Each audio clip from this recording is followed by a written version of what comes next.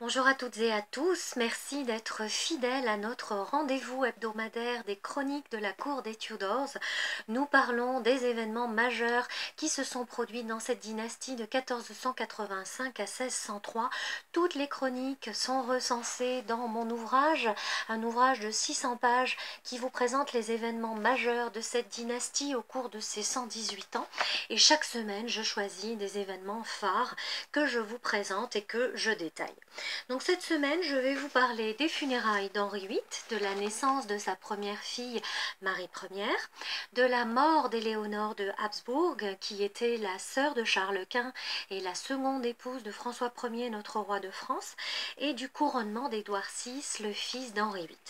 Avant de vous parler des funérailles d'Henri VIII, je vous rappelle les circonstances de son décès. Il est mort le 28 janvier 1547. Il était âgé de 55 ans alors et il décéda au palais de Whitehall à Londres. Ça faisait vraiment plusieurs années qu'Henri VIII souffrait terriblement de divers maux. Il était très malade depuis le mois de décembre 1546. On se rappelle qu'à ce moment-là, il était obèse, il avait dépassé les 100 kilos, qu'il avait de terribles douleurs d'ulcères infectés à la jambe, qu'il avait du diabète certainement, qu'il souffrait de la goutte et qu'à ce moment-là, la médecine n'étant pas avancée, ses médecins préconisaient de laisser ses plaies à l'air libre, ce qui ne faisait que les infecter encore plus et empirer l'état de ce roi. Donc il faut dire que lorsqu'il décéda au petit matin de ce 28 janvier, après un long règne de 37 ans, Henri VIII mettait fin à ses dernières années de règne tyrannique, où l'on se souvient qu'il a demandé l'exécution de deux de ses épouses, qu'il a divorcé également 2 fois, que l'épouse qui lui a donné un fils décéda après ses couches et que la 6e ne vécut que parce que le roi est mort avant elle. Je vous présente toute cette histoire dans mon livre Les Sirènes d'Henri VIII que vous pourrez trouver sur Amazon. C'est vraiment un livre écrit du point de vue des sirènes et de ce qu'elles étaient réellement et non de ce que l'histoire nous en a dit. Donc aujourd'hui, nous commençons avec le 16 février 1547, les funérailles du roi Henri VIII dans la chapelle Saint-Georges du château de Windsor. Selon son testament et selon ses dernières volontés, son corps fut enterré dans le chœur de la chapelle où il fut déposé près de sa 3e épouse, Jane Seymour, la mère de son héritier Édouard VI. Il ne fallut pas moins de 16 hommes pour porter le cercueil du roi Henri VIII. Henri VIII devait être déposé dans un sarcophage qui avait été conçu à l'origine par le cardinal Wolsey, son premier ministre, remplacé ensuite par Thomas More et puis ensuite par Thomas Cromwell. Mais ce beau sarcophage en marbre noir n'était pas terminé au moment de la mort du roi. Et en 1646, le Parlement d'Angleterre demanda alors que la tombe soit terminée, mais il fallait de l'argent pour cela et finalement, ce ne fut que plus tard que ce sarcophage fut utilisé pour Horatio Nelson en 1805. Sa tombe se trouve sous le dôme de la cathédrale Saint-Paul de Londres et Henri VIII n'eut donc jamais la tombe qu'il souhaitait. Les sépultures d'Henri VIII et de Jane Seymour se trouvent sous la voûte de la chapelle Saint-Georges, près des reliques de Charles Ier qui avait été également déposé dans cette chapelle après avoir été exécuté en 1649. Et la chapelle contient également les reliques d'un enfant de la reine Anne Stuart. La cérémonie de funérailles d'Henri VIII fut somptueuse, on l'imagine, elle eut lieu vers 4 heures de l'après-midi. De très beaux tissus décoraient la chapelle, des chevaux étaient somptueusement parés et une procession solennelle eut lieu. Donc les 16 hommes portèrent le cercueil et le déposèrent dans sa dernière demeure au son des trompettes. Près de sa 3e reine, Jane Seymour.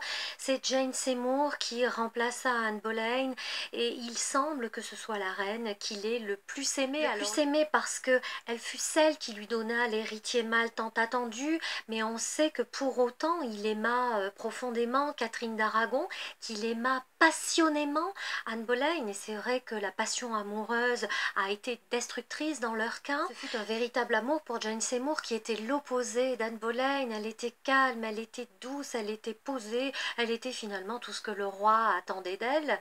Il n'aima pas du tout Anne de Clèves, sa quatrième épouse. Pour autant, il la respecta, elle accepta le divorce et il l'appela toute sa vie ma sœur et elle l'appela mon frère.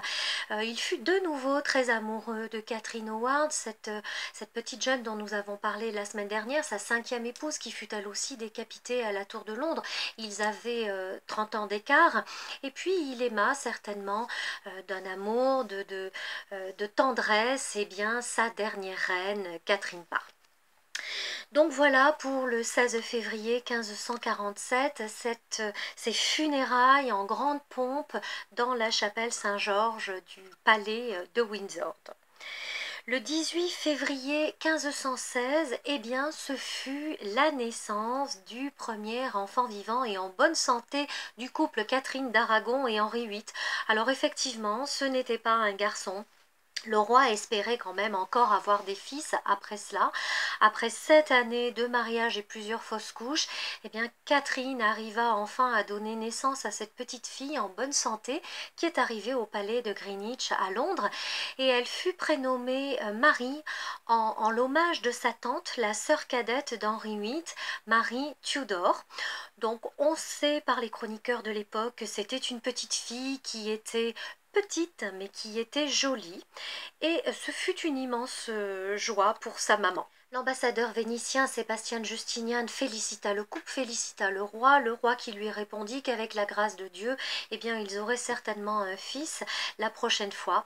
Mais la 6e et dernière grossesse de Catherine d'Aragon, nous nous en souvenons, se termina là aussi par la naissance d'une petite fille mort-née et Catherine n'eut ensuite plus jamais d'enfant.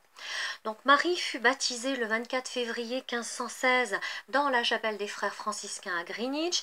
Elle fut portée sur le baptistère par la comtesse de Devon, la fille de l'ancien roi Édouard IV, Margaret Pole, la comtesse de Salisbury, la fille de George, duc de Clarence, la duchesse de Norfolk et le cardinal Thomas Wolsey. Donc cette petite fille était vraiment très très bien entourée. Après une enfance difficile, son père avait divorcé de sa mère, nous nous en souvenons, pour épouser Anne Boleyn, et bien Marie devient la première reine d'Angleterre, régnant de son plein droit, et elle succéda justement à son frère Édouard VI qui décéda en 1553. Elle avait fait exécuter sa cousine Lady Jane Grey, protestante, qui avait été choisie comme héritière du trône par Édouard VI justement pour lui succéder, afin que Marie, sa demi-sœur catholique, ne monte pas sur le trône d'Angleterre et ne rétablisse pas le catholicisme en Angleterre, ce qui s'est passé jusqu'à la mort de celle-ci. Elle épousa Philippe II, roi d'Espagne, fils de Charles Quint, mais elle avait déjà 37 ans, elle n'eut pas d'enfant de Philippe II, et lorsqu'elle décéda le 17 novembre 1558, c'est sa sœur, sa demi-sœur, Élisabeth, la fille d'Anne Boleyn, qui monta sur le trône. Marie Tudor resta dans l'histoire comme étant nommée Marie la sanglante, Bloody Mary ou encore Marie la catholique, pour les persécutions qu'elle mena contre les protestants. Alors toujours ce 18 février, mais plus tard maintenant en 1558, ce fut la mort d'Éléonore de Habsbourg, Éléonore d'Autriche, à Talavera-la-Real, en Castille. Donc on en parle assez peu de cette Éléonore et son destin est intéressant et il fut triste également. Elle était la sœur de Charles Quint et l'épouse d'Emmanuel Ier, roi du Portugal, et puis elle devint, comme je vous le disais en introduction, la seconde épouse du roi François Ier. Ses parents étaient Jeanne de Castille, une des filles des rois catholiques d'Espagne, et de Philippe le Beau, l'archiduc d'Autriche. Bien qu'elle ait grandi aux Pays-Bas avec son frère, en Espagne et au Portugal, sa langue et sa culture étaient vraiment françaises. Elle épousa le 16 juillet 1518 le roi du Portugal qui était de 30 ans son aîné, et il était apparemment laid et infirme. Ils eurent ensemble 2 enfants, dont l'un, Charles, est mort en bas âge, et l'autre, l'infante Marie, fut l'une des plus riches princesses d'Europe. Emmanuel Ier décéda le 13 décembre 1521. Suite à la paix des Dames en 1529, Éléonore épousa en secondes noces le roi de France François Ier et le mariage eut lieu en juillet 1530. Donc elle fut couronnée reine de France à Saint-Denis en 1531 comme le voulait la tradition. Elle a été traitée avec respect par François Ier, mais il s'en est désintéressé. Éléonore était discrète, mais on lui attribuait des disgrâces physiques qui ne plaisaient pas du tout à François Ier. Leur union a été stérile et en 1547, à la mort de François Ier, elle dut quitter le pays. Après 17 ans de mariage, eh bien, elle dut rendre, elle aussi, les bijoux de la couronne. Henri II, le fils de François Ier et nouveau roi de France, lui offrit quelques compensations financières et elle partit en direction de Bruxelles où elle arriva en décembre 1548. En 1557, lorsque son frère Charles Quint abdiqua en faveur de son fils Philippe II, eh bien, elle regagna l'Espagne avec lui et elle s'installa non loin du monastère d'Isut où Charles Quint se retira. Ayant une fin de vie seule et difficile, elle est allée voir sa fille Marie au Portugal, Marie qui la renvoya, qui ne voulut pas la garder avec elle, et donc elle décéda en chemin du retour d'une violente crise d'asthme ce jour du 18 février 1558. Donc c'est une triste fin aussi pour Éléonore de Habsbourg. Nous terminons ce 20 février 1547 par le couronnement d'Édouard VI, le fils d'Henri VIII à l'abbaye de Westminster en Angleterre. Alors comme tous les autres monarques avant lui, eh bien, il avait intégré quelques jours plus tôt la Tour de Londres. Il avait réalisé la veille sa procession de couronnement dans les rues de Londres. Et ce jour-là, eh bien, il allait être couronné, mais il n'avait que 9 ans.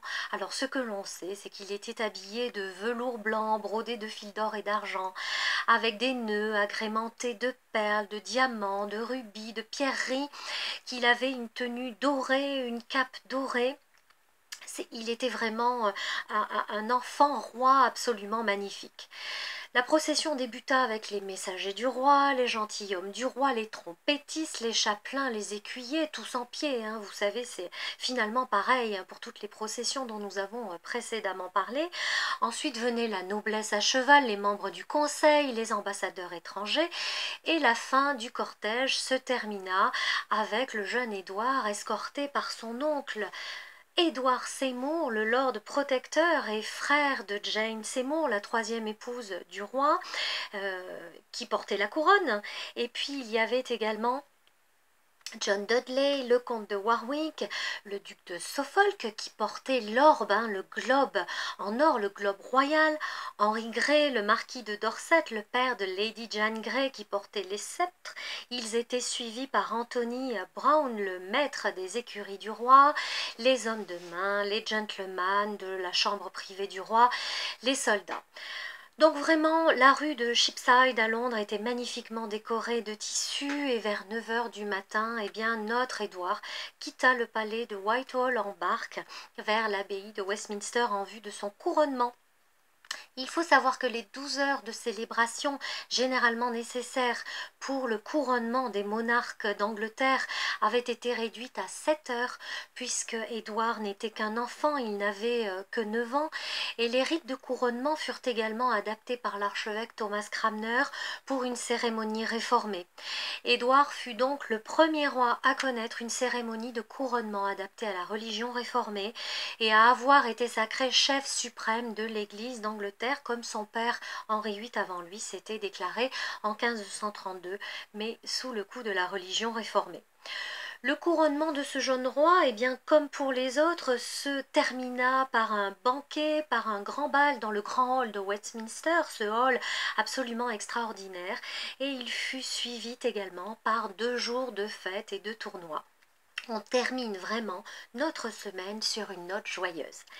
Merci de votre écoute, merci à celles et ceux qui veulent s'abonner à cette chaîne. Vous pouvez me marquer des commentaires en dessous, je suis toujours ravie de vous lire. Je vous dis à la semaine prochaine pour la suite des événements à la cour des Tudors.